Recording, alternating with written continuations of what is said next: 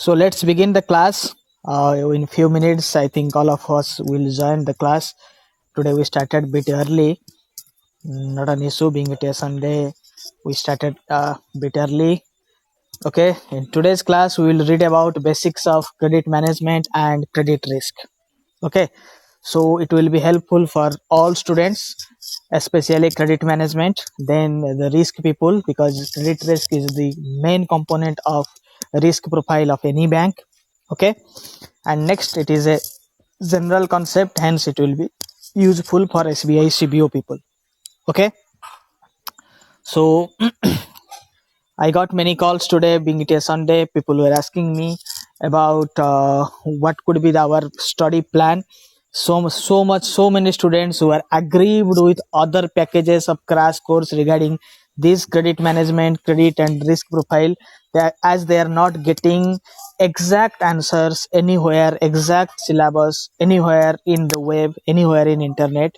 Let me tell you, those who are teaching online, those who are running crash course, they are not having the banking experience, or they have not they have never sat on an examination that is held for lateral entry people.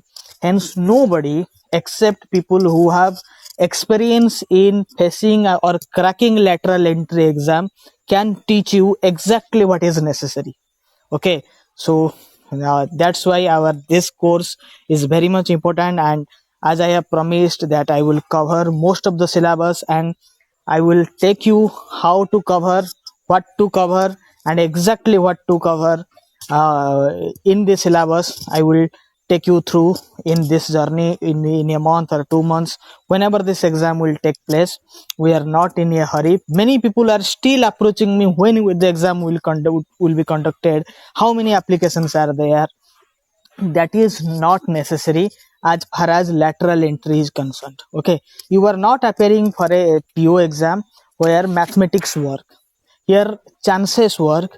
If many people who are appearing will not meet this eligibility criteria, or will not be answering simple questions in the segments, in the written segment or in interview, they will not be through, or even many people will be checked in document verification part. So no exact mathematics will work. Okay, okay, Sarang, please down your hand, because it will further disturb your PPT. You can to showcase your presence, you can just put a chat or hi or anything regarding that, but you shouldn't raise your hand. This will further disturb the PPT. Okay, so I think most of you have joined, so let me know who else have joined us. Okay, may I know who are joined? Once please confirm this audio quality so that I could go ahead. Yes, Anil Misra, is it okay? Anil Misra says hi to everyone. Yes. Ram to everyone. Hello. Yes. So I guess that audio quality is okay today. Yes. Yes. Welcome you all. Welcome you all. Let's begin the class. Will not delay further. Okay.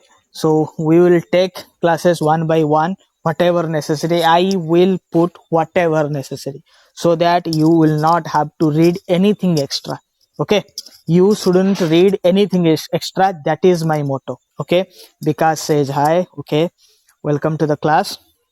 So you can see how we are preparing this. Okay, so this is for risk managers. Definitely for risk managers. If it will not be required, I will not tell risk managers to attend this class. I will be taking both. Yes, Sai Kiran says hi. Yes, hi. I don't want my students to read anything extra. This is the only difference that I have with other faculties, other educators across the country. Okay, तो मैं ये नहीं चाहता कि मेरे students कुछ ज्यादा पढ़े. ज्यादा पढ़ने में कोई बुराई नहीं है, मगर ज्यादा आप खाली टाइम में पढ़िए. जब कॉम्पिटिटिव एग्जाम के लिए प्रिपेयर कर रहे हो तब आपको टू द पॉइंट पढ़ना है. ठीक है, I will cover exactly 80% of your syllabus. I will cover exactly 80% of your syllabus, because 20% I cannot guarantee, God even cannot guarantee. मगर जो 80% में कवर करूंगा, उस 80% में से 100% क्वेश्चन आएंगे.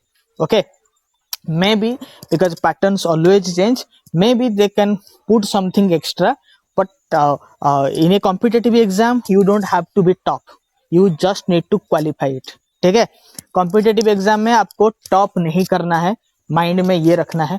टॉप करने के चक्कर में रहोगे तो कुछ कर ही नहीं पाओगे. आपको एग्जैक्टली क्वालिफाई करना है, और क्वालिफाई करने के लिए आपको 50% मार्क्स चाहिए. और मेरे सिलेबस में से 80% क्वेश्चन तो आएंगे ही आएंगे, वो तो गारंटेड है, क्योंकि आई नो कहाँ से क्वेश्चन आते हैं आज के डेट में, किस तरह के क्वेश्चन से आते हैं और कहाँ से आता है. ठीक है, the structure of a lateral entry exam is definite. I exactly know. Yes, Gerald, it is not audible to you. I think it is okay for others. You can check your network setting. So I was telling you that I can guarantee you that whatever I will teach, that will feature in your examination. I will not teach anything extra. Okay. So with that note, let's start the class. Today's class is all about basics of credit management and basics of credit risk. Okay. For risk people, credit is the most important risk. Credit risk comes first in the list of risks that a risk manager needs to cover or a bank needs to handle. Okay, so the first risk is credit risk.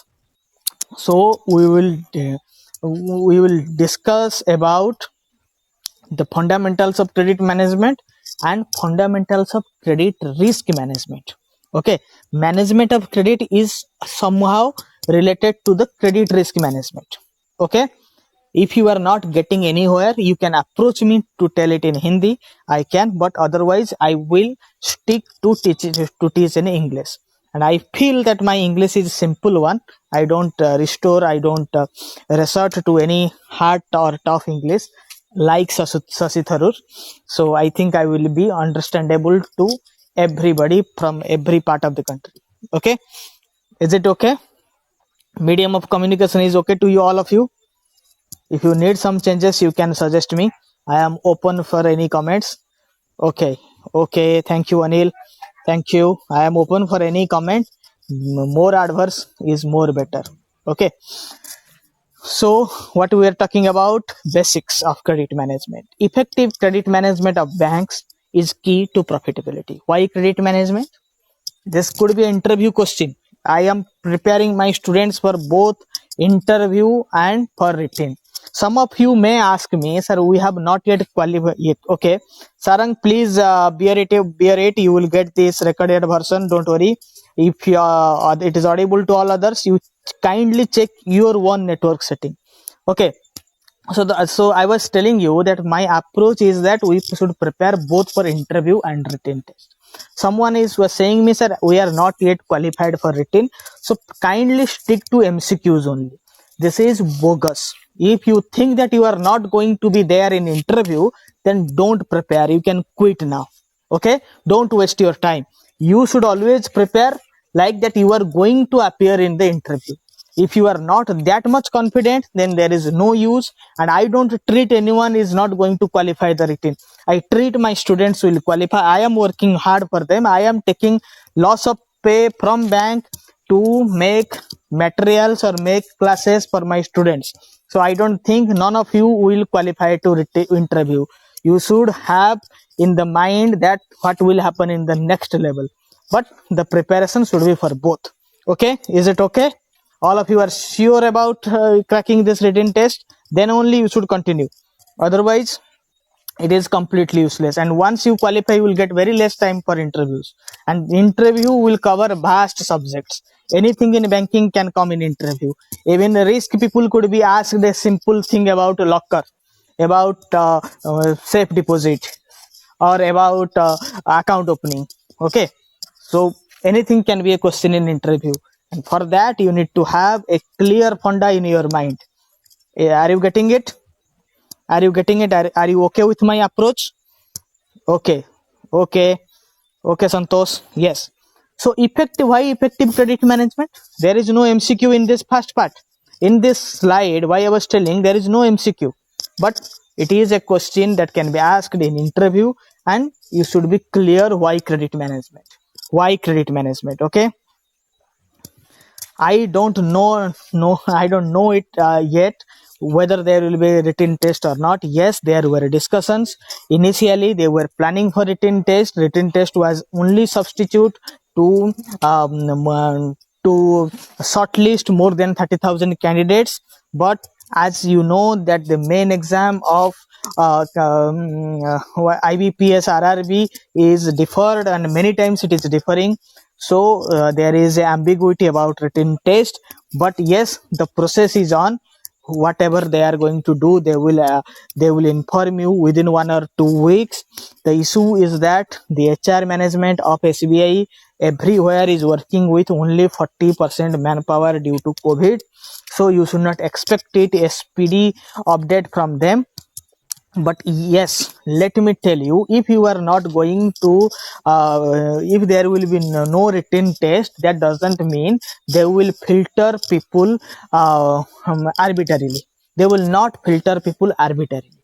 Anybody who is eligible for basic level, eligible for the eligible in the first level, that is he is, if he is meeting 2 years of experience criteria and educational criteria, will be called for next level. Okay, will be called for next level. That doesn't mean to shortlist people they will start filtering people on basis of their experience. They will start filtering people who are having more than 5 years of experience. That is democratic India. All those who are meeting the criteria of 2 years and meeting the eligibility criteria will appear. Otherwise they can make a file a case. So bank will not restore to that. Bank will do one thing. They will allow, because posts are limited. Somebody was asking me, how come the registration number is this much? How come you are saying that 30,000, around 30,000 posts are there, around 30,000 valid applications are there? If you have doubt on my information, kindly talk to the HR. Okay, and for that that man is asking me the HR's number. So my suggestion to all of you, if you are getting time, prepare. If not, in this examination there are many lateral entry exams coming. There are many lateral entry exams coming. Even in SBI, lateral entry exams are coming. So don't worry about that. In other circles also there will be CBOs will be in coming years. And one thing, these lateral entry vacancies were postponed only due to COVID. Otherwise you would have seen more than PO or clerk vacancies in lateral entry segment this year itself. Okay, and in next 2 to 3 years you can expect so many vacancies coming.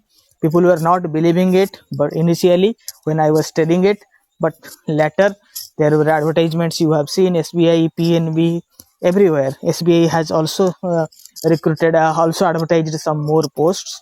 So don't worry about that.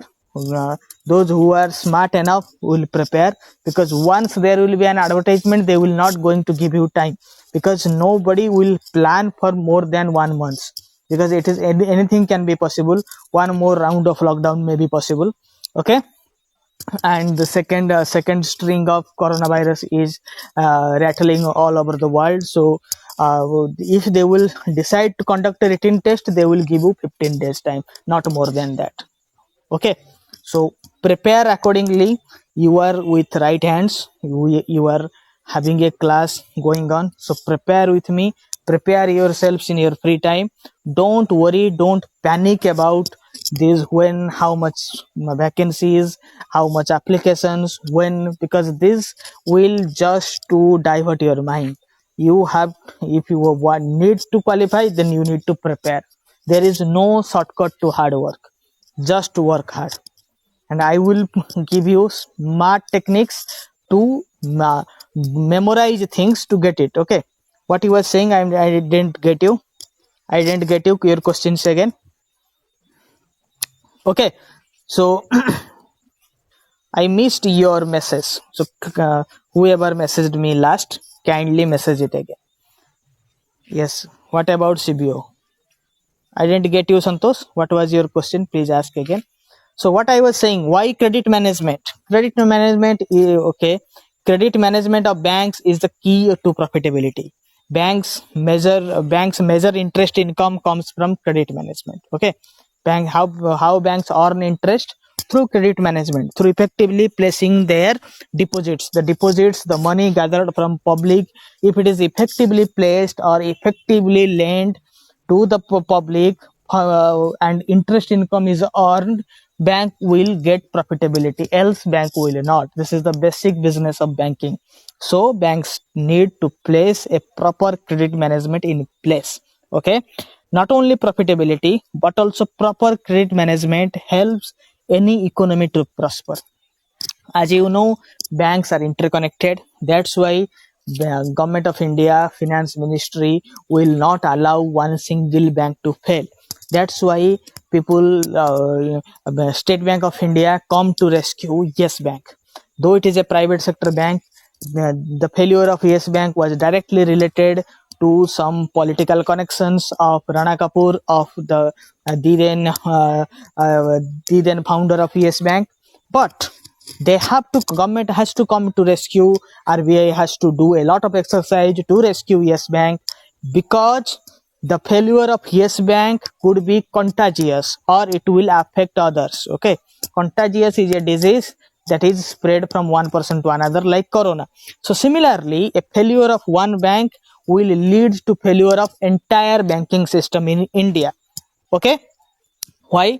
Because banks lent each other, banks have deposits with other banks, so these are interconnected, and the faith of common man, general public, will be out of the banking system.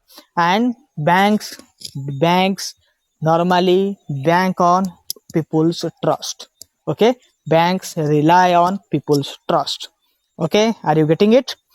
So it is a key driver of GDP, job creation, social welfare, and development agenda of any bank. Okay, banking in India is a commercial business, is a social welfare, or something else? Can someone tell me? This is a basic class. Will restore to more philosophy than to MCQs, pointed questions. We'll talk about more philosophy so that you could get a clear understanding what you are reading, why you are reading, what to read, what not to read, what to memorize, what not to memorize. So first you understand the basics. To If it is not important that how you play, it is important that you should know the rule of the game first. Okay. So okay, yes, it was a social welfare measure. India is a country, okay, yes, India is a country where savings in a bank is incentivized. Okay, in savings bank account, why they give you interest? Because to develop the general public's savings habit.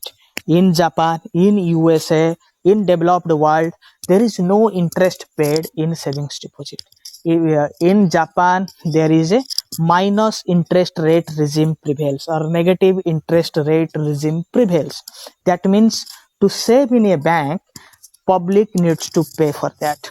Okay, if you save in a bank, banks will not pay you interest. They will deduct your fees for saving in a bank, because you are availing the security of banking. Okay, your money is being secured, so for that you have to give some fee. Okay, but in India it is incentivized nowadays, only because from very beginning. Why? Because to develop the savings habit of general public, money left in the public's house will not yield to economic growth. So money should come to the banking system so that it will flow in economy. Okay, so that is a necessary point. So that is why nowadays it is becoming a hybrid one.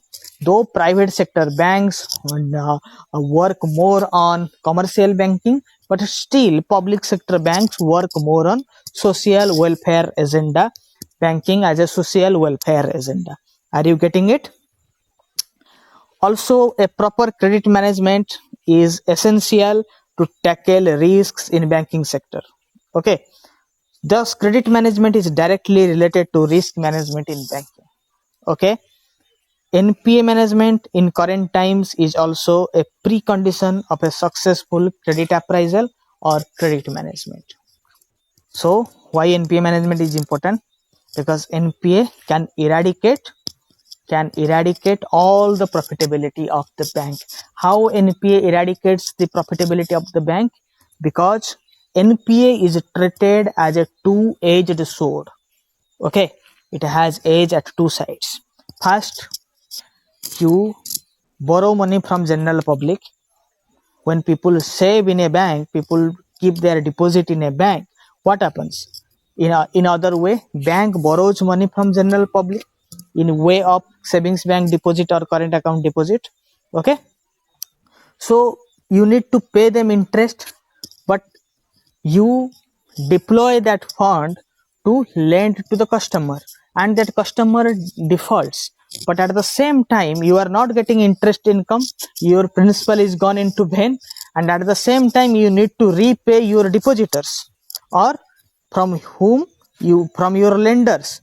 The depositors are the lenders to the bank, so you have to pay back to your lenders, and the money you have lent, the money you have given to your borrower is now defaulting.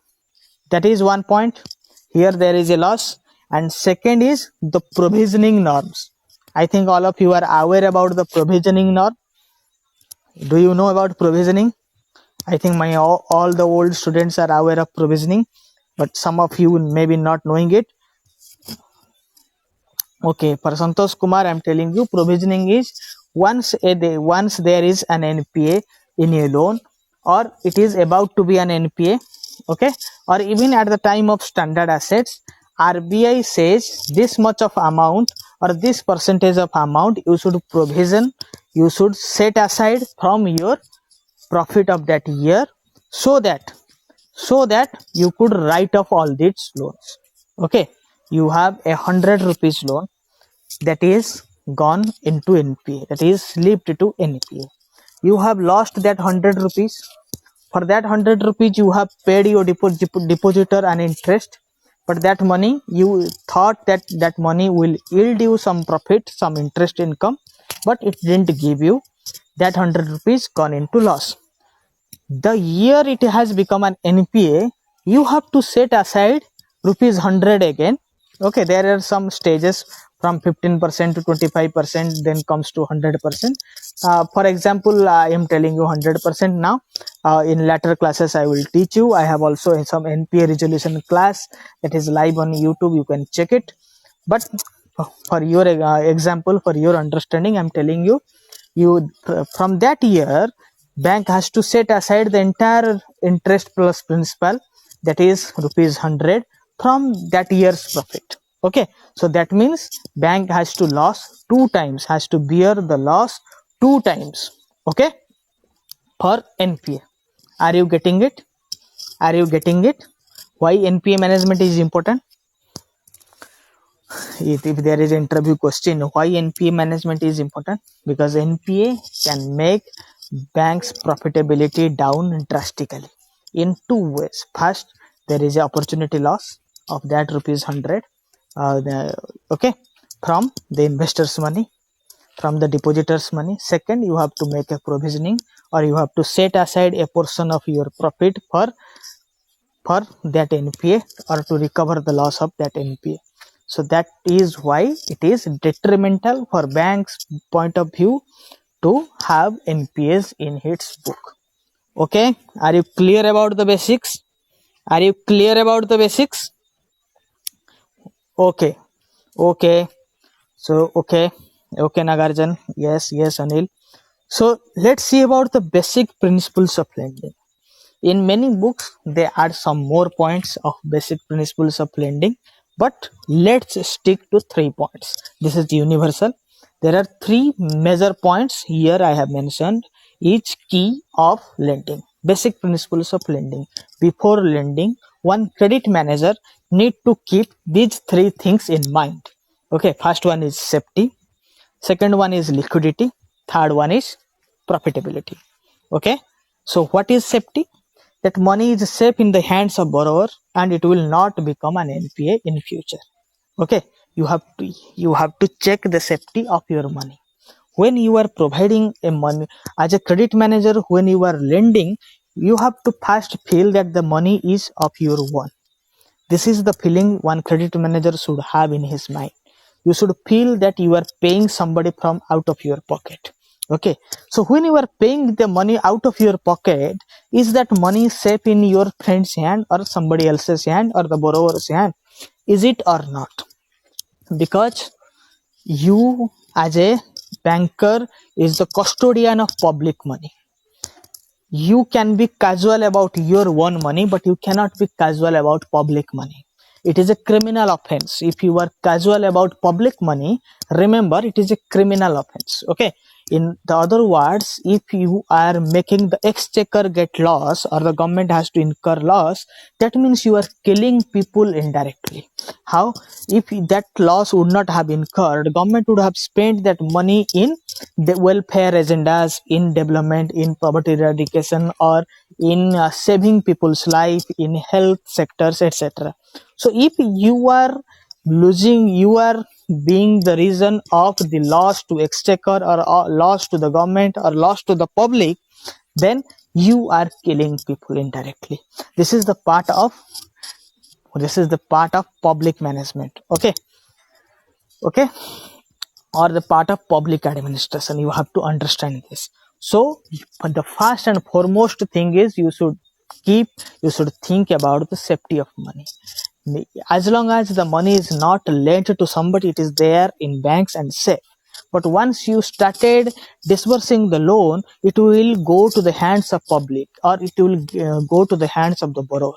If he is not an eligible borrower, then the money is going to be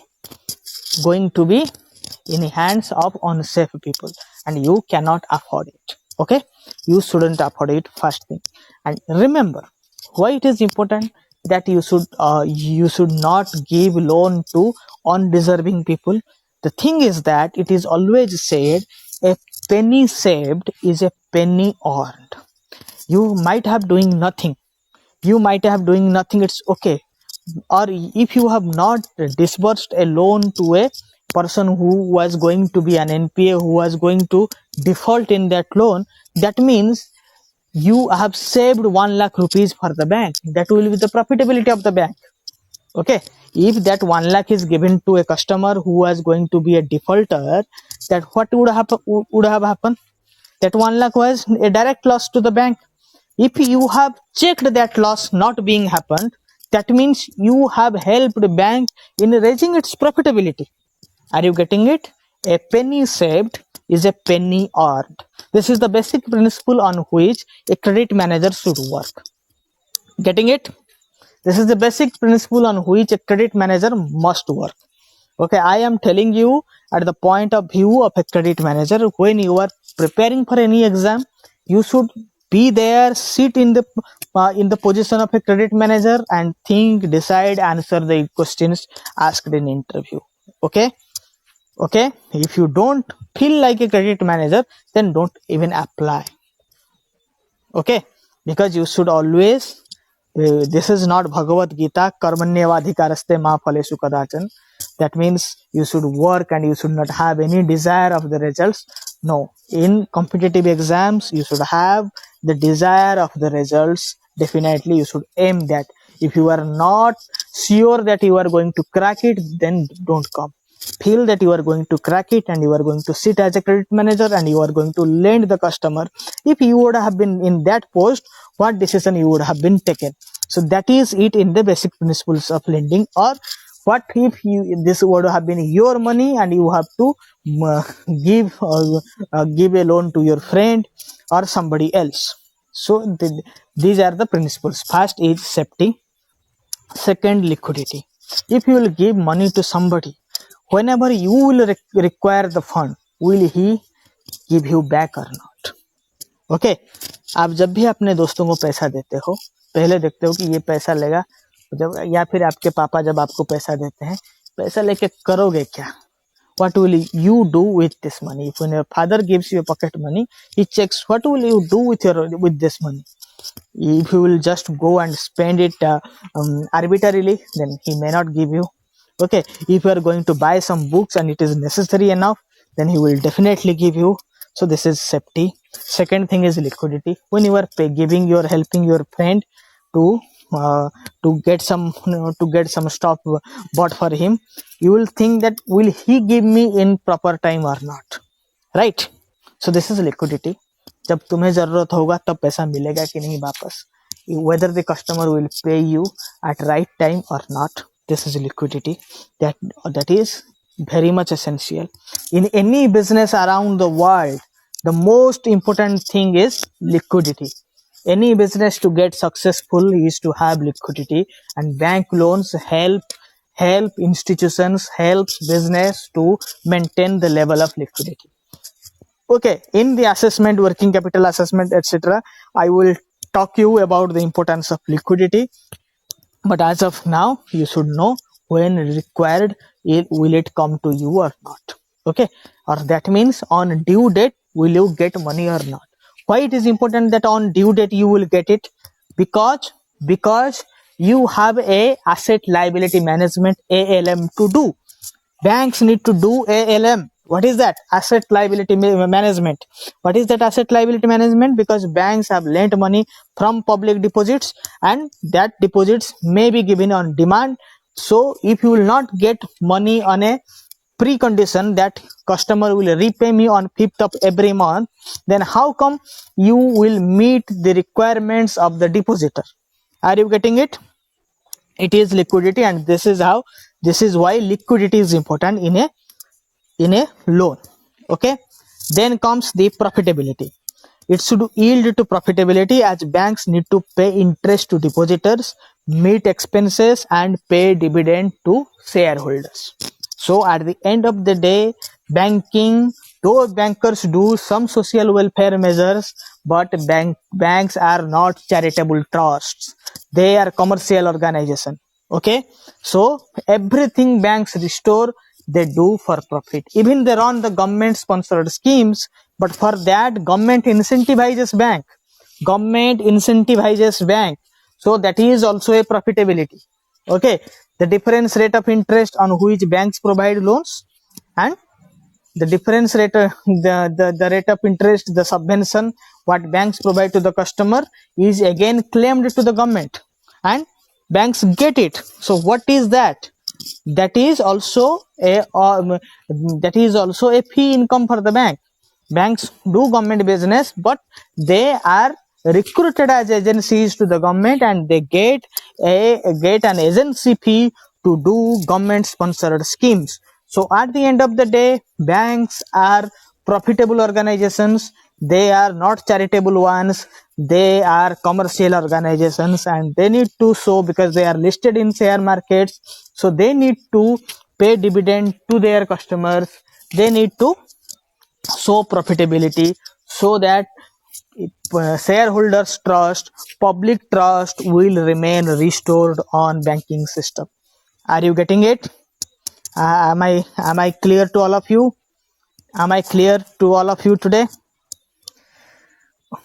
Okay, so credit types, I think you may be knowing. First is retail lending, retail loans, PL loan, personal loan, business loan, car loan, home loan.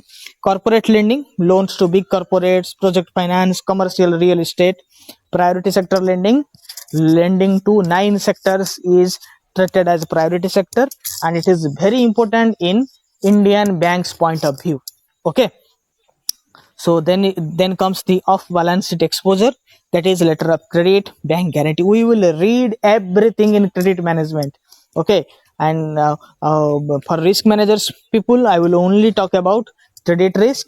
Then I will go to market risk, and all other risks I will cover accordingly. For credit management people, I will talk about each loan. I will start it from working capital finance to non-fund based facilities, that is this off balance sheet exposures. Then we'll talk about priority sector lending. I will cover it in one or two class about the priority sector lending. Then some loans about corporate lending. Okay, and for risk managers, I will start it from credit risk. I will cover all. Okay, what is, someone is asking something? Okay, so what are the credit management steps? First step is pre-sanction appraisal. Okay, before sanctioning there are some pre-sanction appraisals. Then comes the documentation. Third one is disbursement or dispersal, what you say. Fourth one is post lending supervision and control. Okay, there are some steps even involved after disbursement of a loan, that is also a part of credit management. Okay, so norms of the credit management. In credit management, what are the norms that one should have cognizance of? Okay, one should look into. Okay, we'll also discuss every norms of credit management one by one. Okay, so capital adequacy norms, that is Basel, I will cover it. Risk management including ALM, both for risk and credit people. ALM is asset liability mismatch or asset liability management. Exposure norms. What is exposure norm? Can anybody tell me? Exposure norm is also a credit management. Sorry, credit risk management. It is a risk management. Exposure norms deals with risk management. So what is exposure norm? Banks in India after April, yes, individual exposure and group exposure.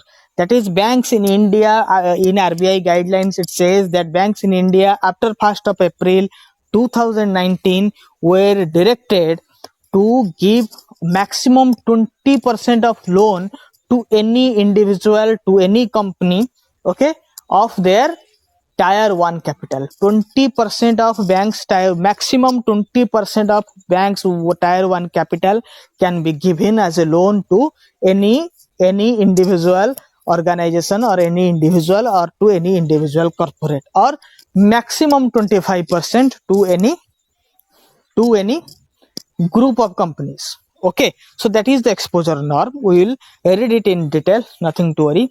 Pricing policy or credit risk rating.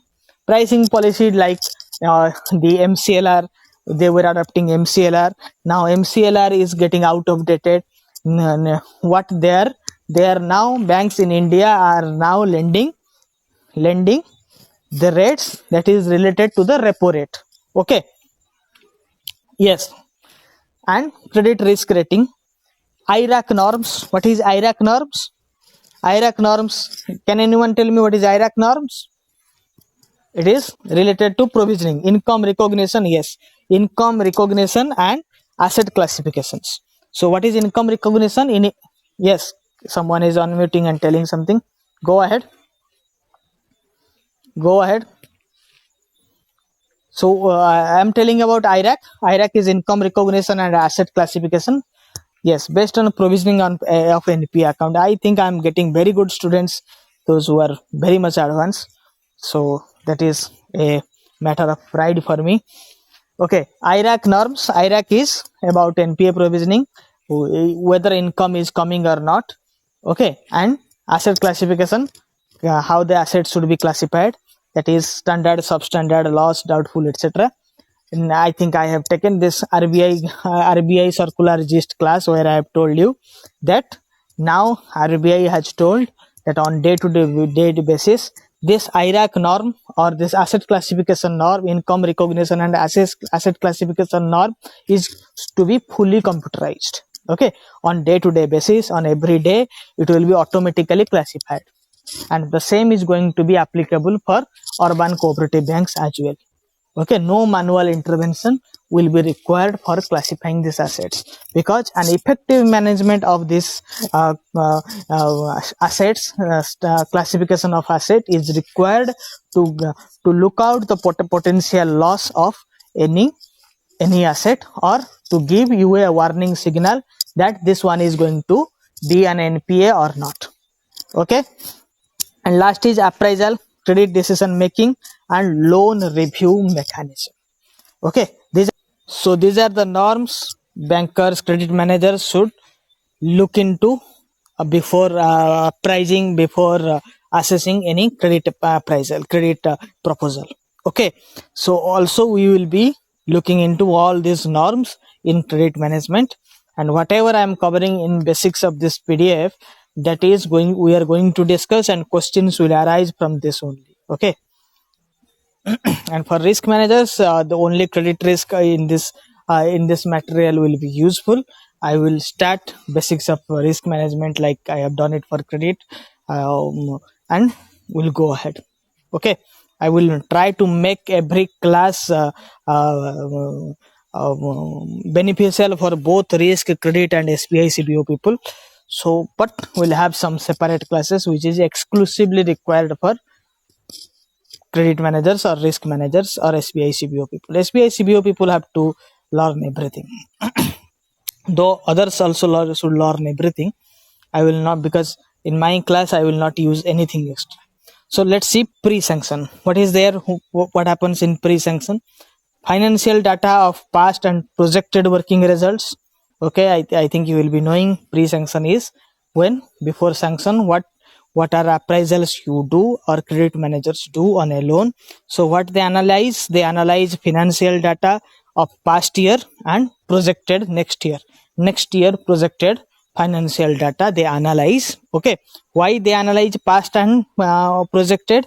Because past to analyze the trend and projected to understand the future risks.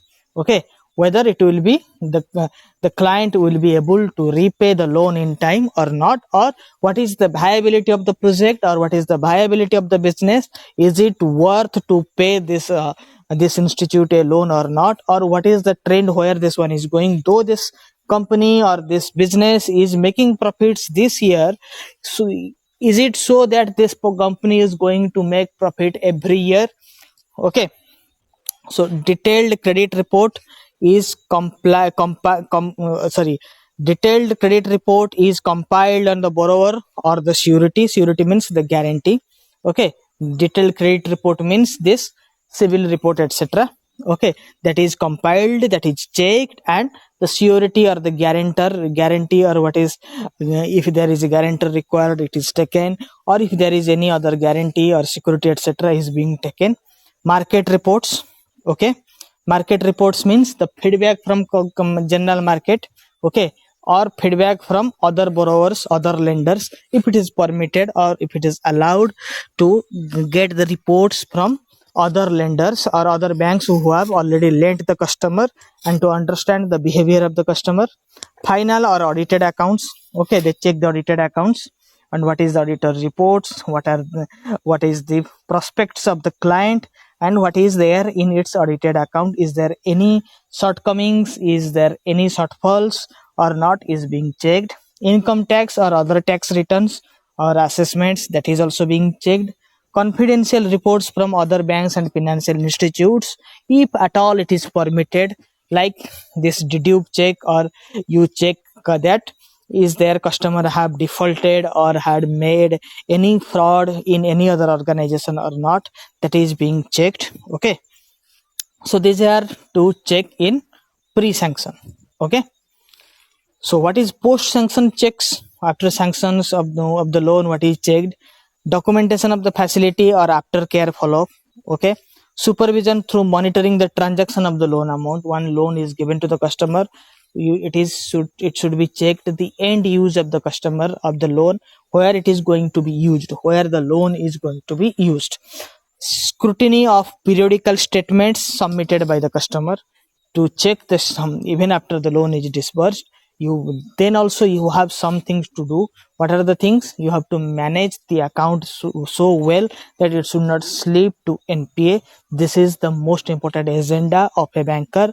Hence, you take periodical statements, stock statements, etc., financial statements, to check that to whom you have provided a loan is performing well or not. His performance, his business performance, his liquidity position is essential for your interest income from that loan, that particular portfolio. Okay, physical inspection of securities and books of accounts of the borrower. Okay, you have to check the securities, physical check, because if you are lent to a shop, the instruments that are kept in the racks of that shop is your security. So you need to check that periodically, is that shop is maintaining sufficient stock to go ahead with business or not. If its business is not performing well, then your loan is at stake. Okay, and periodical reviews, etc.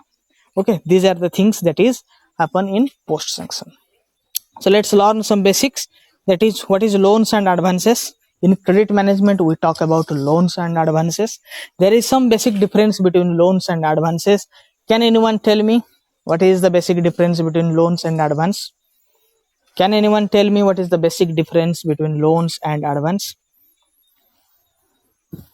What is the basic difference between loans and advance? Loans are extended in accounts in which no drawings are permitted to the borrowers.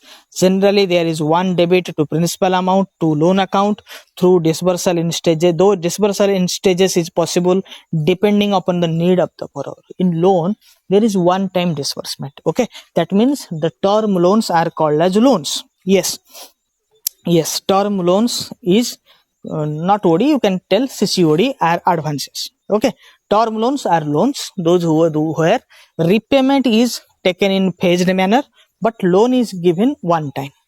Okay, there are drawings not possible. That customer has availed a 1 lakh loan, he will withdraw 50,000, he will keep rest for the future. That is not there in loans. Okay, maybe that disbursement from the loan account will happen one time, that amount will be deposited in his savings account, he will withdraw as much required from his savings account, but from the loan account multiple debits are not allowed. That is a loan account. In cases of advance, the sanctioned limit is placed at the disposal of the borrower subject to terms and conditions. Terms of sanction in running accounts which can be drawn upon by checks by the borrower. Okay, it is a running account. Advance is a running account like CC accounts, cash credit accounts. Okay, depending upon the terms of disbursement or depending upon the stock limit, the drawing power may change, may vary. Okay, or the first year or the first few months, depending upon this customer's usage, the amount is disbursed. Okay, so that is cash credit or advances, you can say. Working capital finance in form of loan is also known as a demand loan. When you provide a working capital finance, the working capital finance maybe for short, it is always for short term, so you can give it as a demand loan, or if customer need it in the form of advance, it is commonly known as cash credit facility. Are you getting it? If anyone asks you, these are the basic questions. One question like this in interview can decide whether you are in or out, whether you are selected or not. Okay, so you should not miss simple questions, answers to simple questions. You can afford not to attend difficult ones, but you cannot afford to lose. You can not afford to skip easy questions. Okay, these are the deciders. This decides that whether you have your basics, your fundas clear or not. Are you getting it? Are you all getting it? Is it clear? Clear in loans and advances? In loans, single debit is allowed, whereas in advances, multiple debits are allowed.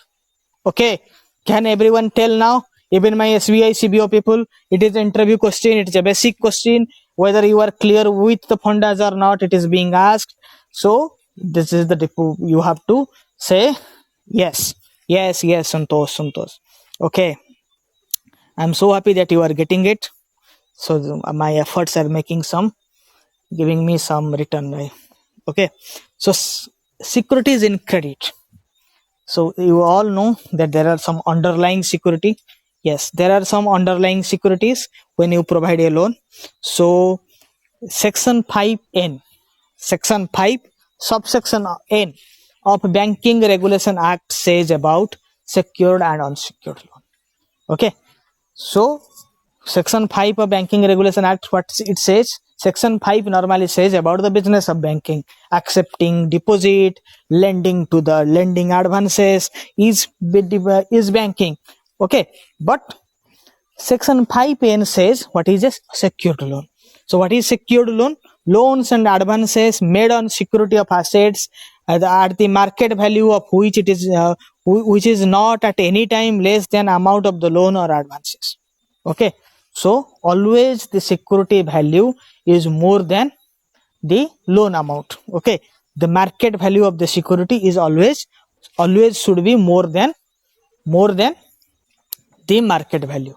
Okay, if it will sleep, it will sleep from the value of the loan amount, then it will be treated as a NPA1.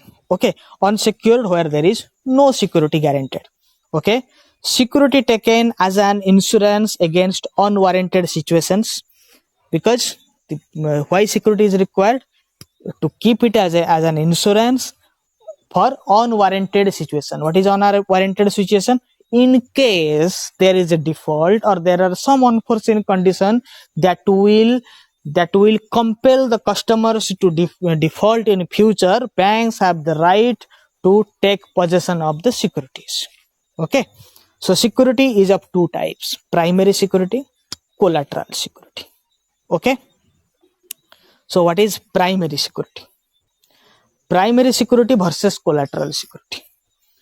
I think how many of you clear about primary security versus collateral security? I think all of you are clear about it, or should I need? Okay, security created out of the loan itself, out of this loan itself, is a primary security. Okay, let me tell you, primary security is the asset created out of the credit facility extended to the borrower and or which are directly associated with the business project of the borrower for which the credit facility has been extended. For example, if one has taken a car loan and at the same time the car is kept as a security or as a hypothecation, this car is called a primary security.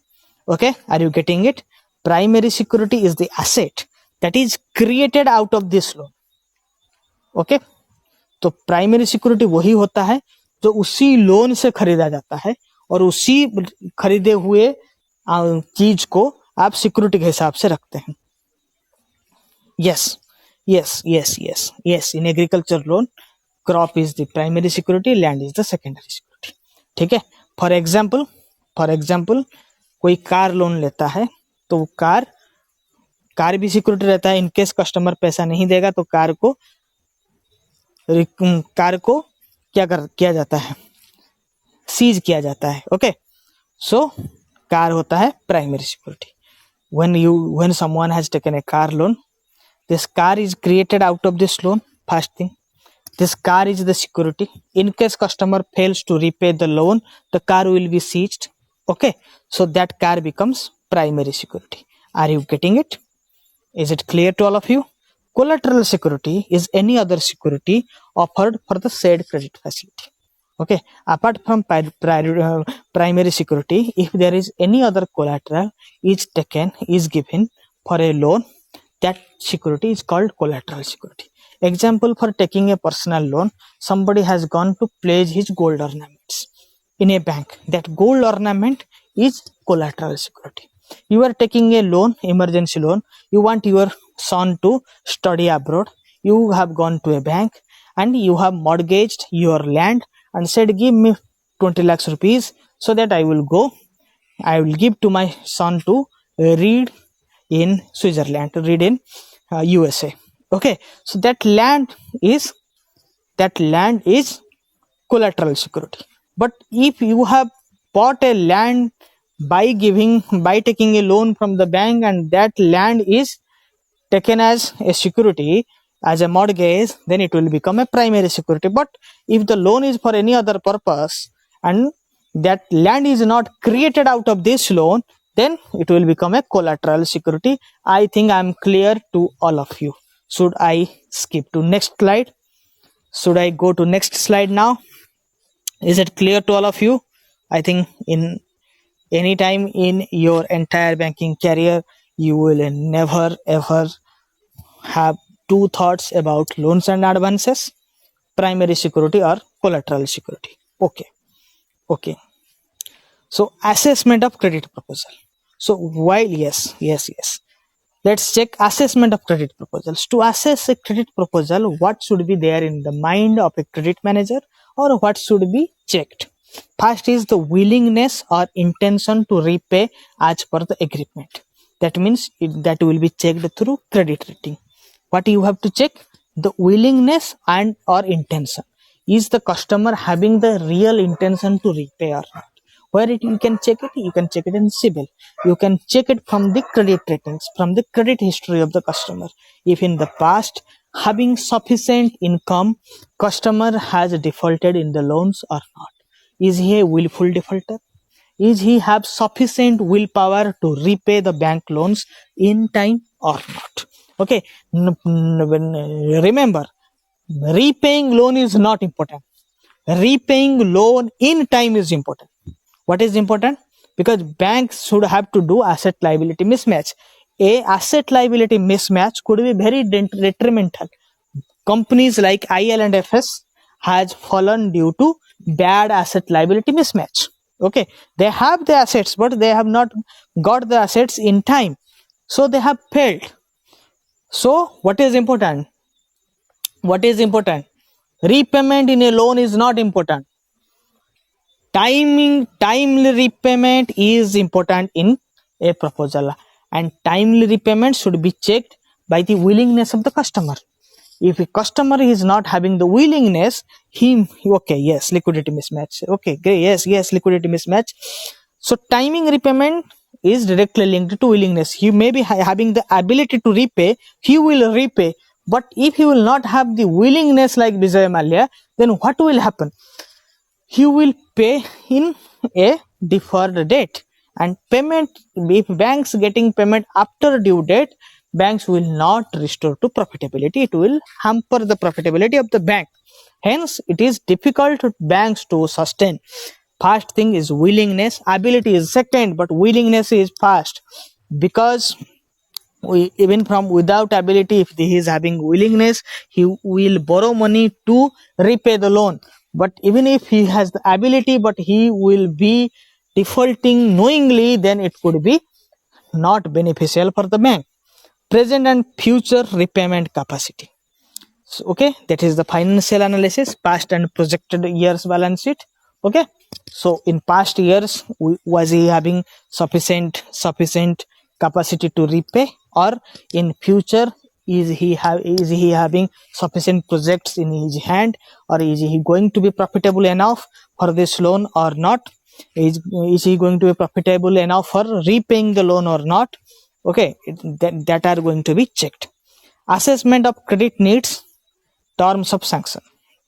Why this customer needs, how much money he needs, that is also assessed, because customer will give you an inflated figure. He will say, if he is require 5 lakhs, he will say give me 10 lakhs. I will utilize somewhere. Too much of liquidity is also not beneficial for any organization. Exact liquidity is required, not less, not more. Too much of liquidity, deploying too much of liquidity can be detrimental. Like you have seen in recent days, there is a circulation of a message that Indian Overseas Bank directing its employees in somewhere in Chennai region to give penalty because they have retained cash more than the limit that is allowed to them. Okay, why it is so? Why it is directly linked to the loss of the bank? Because they have retained cash more than the limit. If they would have utilized that cash in lending others, then that amount would have given bank direct profitability. Okay, so too much of liquidity is also not encouraged, right? Be it business, be it bank. So exactly how much loan or to what extent this borrower is eligible to get a loan is required. Okay, documentation and creation of security interest, then the post lending supervision, regular verification or surprise verification of security, because that security is your asset. In case customer defaults, you have to get back your security in time so that you can auction it and get back your money. So that was your asset, so that means you need to reassure that your asset is in right hands. Okay, so stock audit, stock audit statements, obtaining and scrutiny of stock statements and financial statements. It is post lending activities. Okay, risks in lending business. What are the risks that is related to lending business? I think risk managers, are you there? Are you there in the class? Are you still there in the class? It is for all of you. It is for credit people also, and it is also for risk people. Okay, this documentation part is more for credit ones, and for risk people it is useful. Are you out of patience or left the class, or you are still there? You risk peoples can comment. Are they still in the class or not? Okay. Okay. Yes. Okay. So credit risk. First is credit risk. Okay, Anil. Okay. So first comes credit risk. In banks lending business, there are three types of risk. Also there are liquidity risk. Liquidity risk comes under market risk.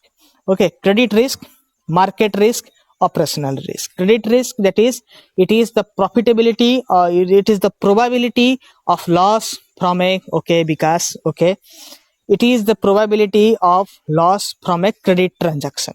Okay, that means you have extended a credit in a view that you will get a fee, you will get an interest income, but you have incurred loss as the counterparty, the person who was to pay you, have failed in its transaction. That is, failed to transact in time. That is credit risk. Okay. Second one is the market risk. Market risk is the potential loss of value in assets and liabilities due to change in market variables. What are the market variables? Equity market, interest rates, forex rates, etc. Okay, if you have taken a loan at 10% and the interest rate in market is a fixed rate of return and interest rate is changing, or due to some market related variables, stock market or market situations have forced your business to fall. So what will happen? The repayment capability of a customer will go down. Okay, so that is another challenge in a credit risk. See what happened when this Lehman Brothers fell in America. What happened there? At there, banks started lending at a cheap rate. Banks started lending aggressively to the customers. At a point, everybody has taken a loan to buy homes. So this real estate sector, yes, adversely effect. Yes, the real estate sector in USA started to boom. Okay, so everybody was buying houses. So they were taking loans to buy houses. So suddenly there were so many constructions and there are so many houses, and this housing rate, the rate of a built up house, a particular flat, started to reduce because of intense competition. People have taken a loan in higher interest. They thought that the price of that home, the price of that particular flat will rise in future, so that they will take a loan and will remain benefited. But at a point of time, the rates of real estate started to reduce due to intense competition. So people felt that I am taking a loan, I am paying 10% of interest month on month, but after 5 years or 7 years or after 30 years, what will happen? The price of my house will be negligible, will be half of its price which I have bought. So what is the use of giving so much interest to the bank? So let's stop it, let's quit. Even if I have paid for 5 years, I don't need to pay so much of interest just to bear loss, just to bear a loss of 30%, 40%, say 50, maximum 50%. Okay, the interest rates changed in the market, the market variables have changed, the prices were falling, the price of that primary security was negligible, it was below the market rate. So banks failed. Okay, though it is more related to, also that is related to SPV, that is special purpose vehicle, etc. But this is the primary reason. Okay, so market risk is always associated in a lending business. Are you getting it? Then the operational risk. Operational risk is the prospect of loss resulting from an inadequate or failed procedures or systems or policies. Yes, it is subprime borrowers. Then the subprime borrowers came because the prices were falling.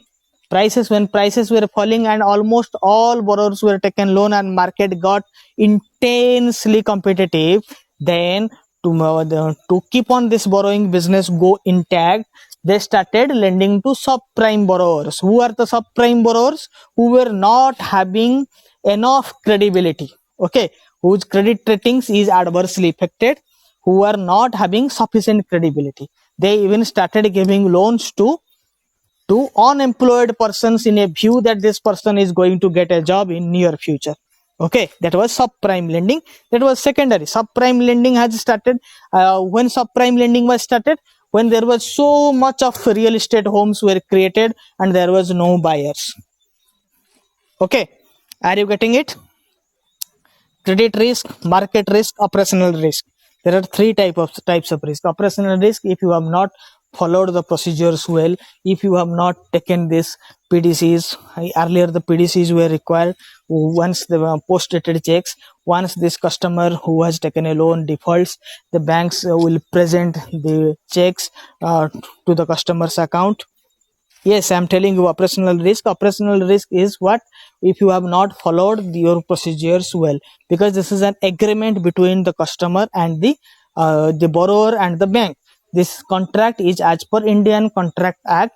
You enter into a contract with your borrower that on this date, this date, you are going to repay my loan.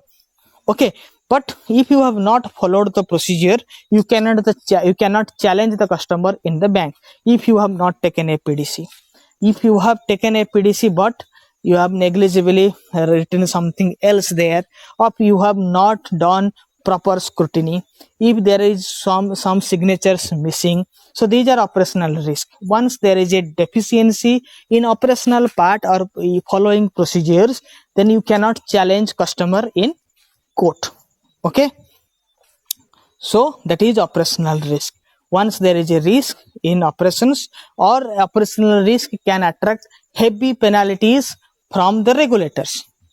Okay, so I think you got to understand what is credit risk, market risk, operational risk now. Are you getting it? Are you getting it?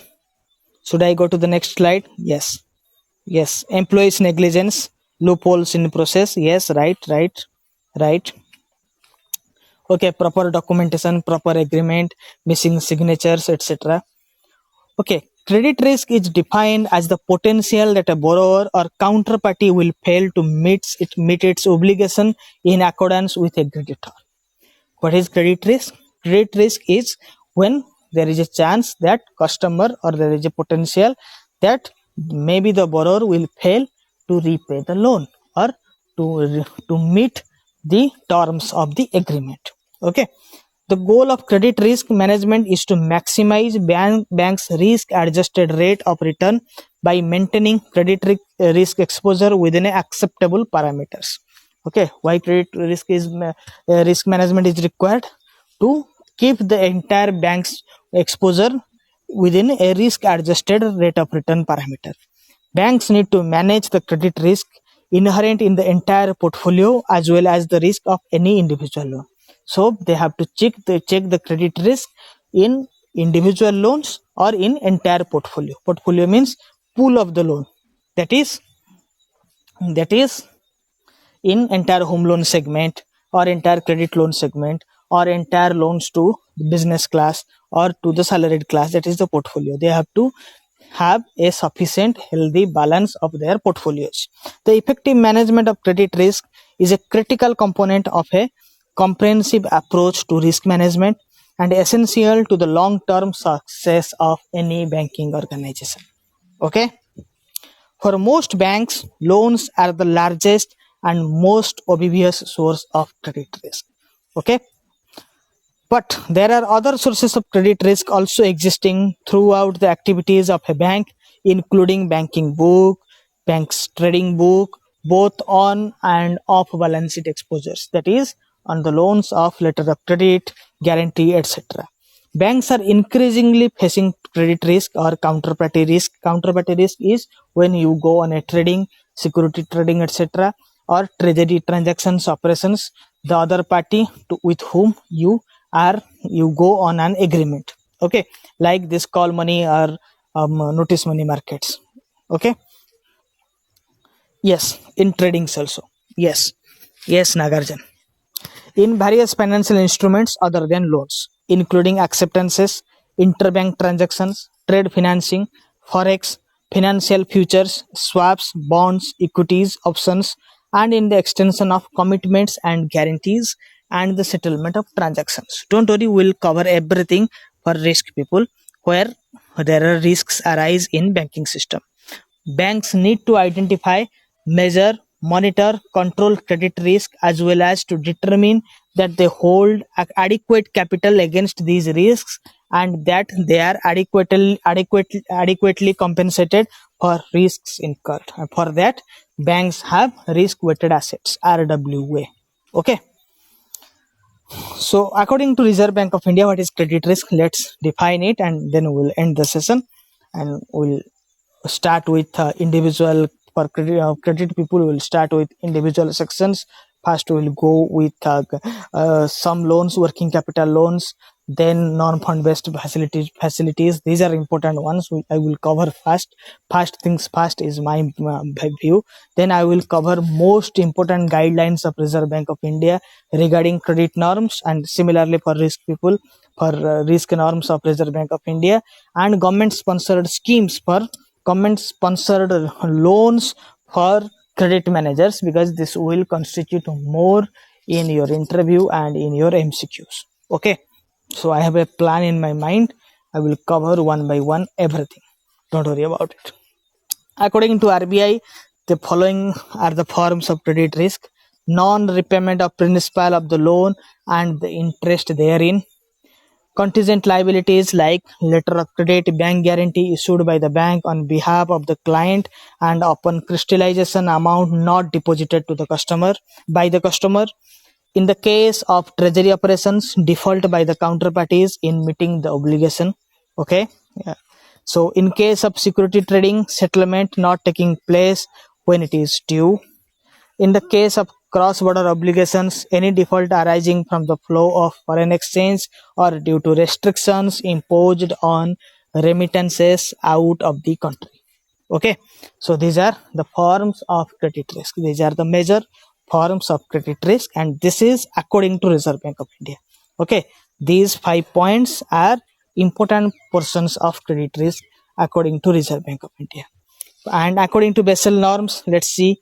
The Basel Committee is issuing guidelines in order to encourage banks to promote sound practices for managing credit risk in following areas. This is as per Basel norms. You can check it out how and from where I make my source of related source, because these are the authentic source.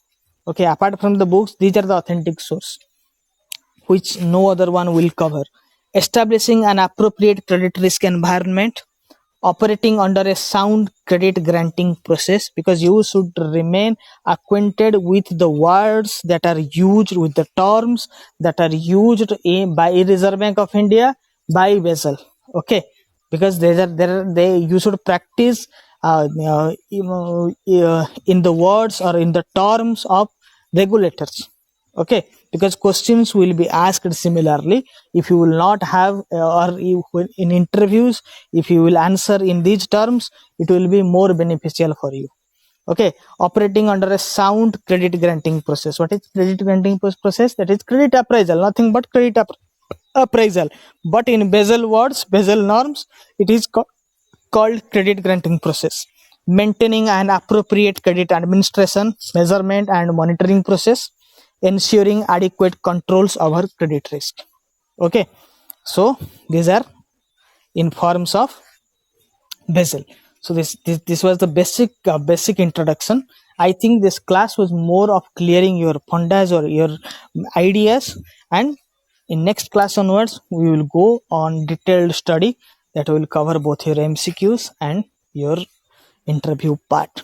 Okay, so I think this class is beneficial for all of you to have a head start. Okay, to give a big boost to your preparation and preparing strategy. Okay,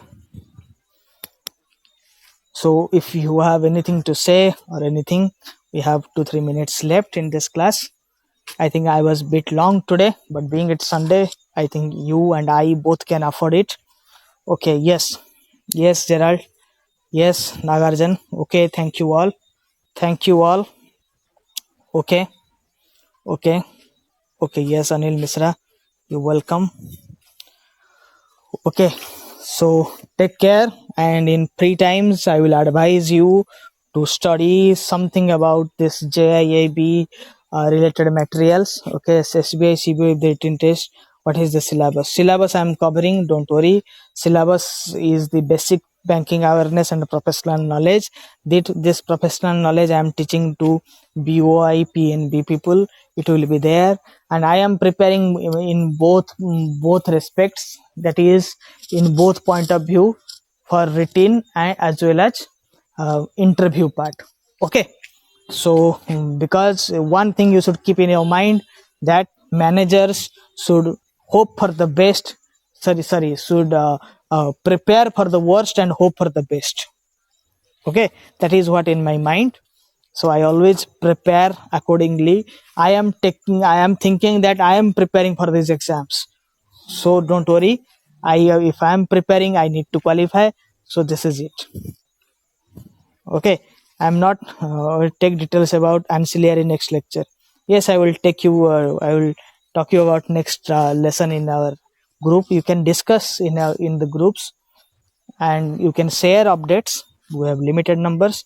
We can share. We can discuss um, about facts about professional knowledge. Okay, that will help us. That will help all of us. So don't worry. Okay. So I am taking this assignment as if I am preparing for the exams. So this will yield to best results. Don't worry. Okay. Thank you all. Thank you. Good night. Take care.